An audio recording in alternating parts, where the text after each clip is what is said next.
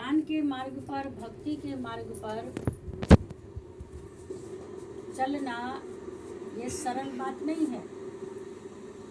आज कलयुग का प्रभाव है और कलयुग के प्रभाव से देखा जाए तो कहते हैं कि ये सारे युगों से बढ़कर खराब भी है और अच्छा भी है,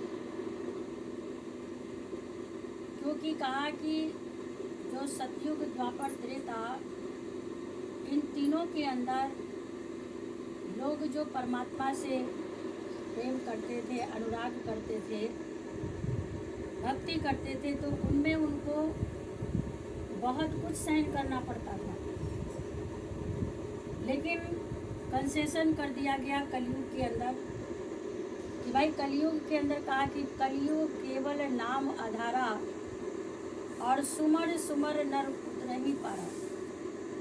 कलयुग के अंदर नाम ही आधार है और व्यक्ति अगर उस नाम को अपने जीवन के अंदर आत्मसात करता है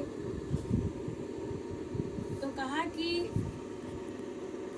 नर उतरई भव पारा, मनुष्य भव सागर से पार हो सकता है, लेकिन ये सहज नहीं है, सरल नहीं है।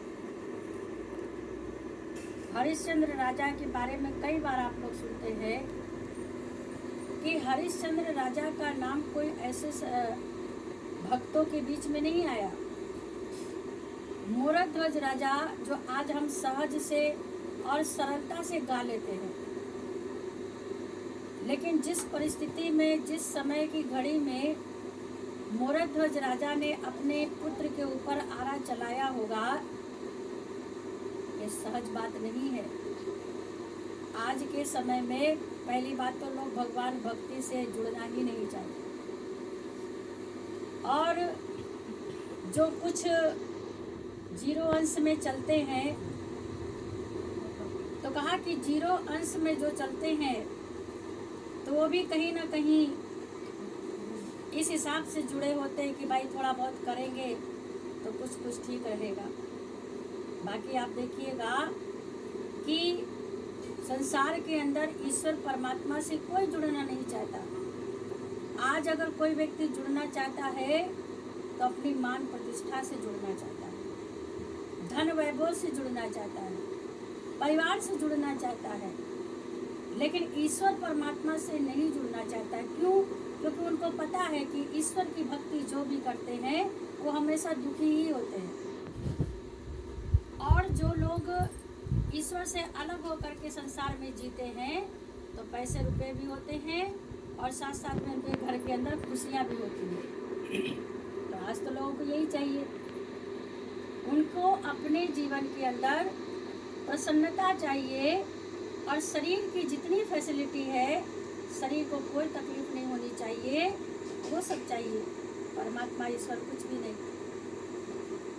लेकिन कहते हैं कि जीरो अंश में भी जो अगर भक्ति चल रही है तो कहीं ना कहीं, जैसे लोग कहते हैं कि भाई अगर आपकी ज़मीन जो है, मिट्टी जो है, अगर फल रूप वाली है और अगर वो फल रूप वाली ज़मीन में बीज आप कहीं पर भी डाल दो तो कभी कभी आप देखते होंगे कि तुलसी का जो पौधा है, जिसको पवित्र मानते हैं, तुलसी का पौधा मैंने कई बार देखा है कि जहाँ पर लोग कचरा डालते हैं, जहाँ पर गंदा डालते हैं, वहाँ पर तुलसी का पौधा निकला हुआ होता है।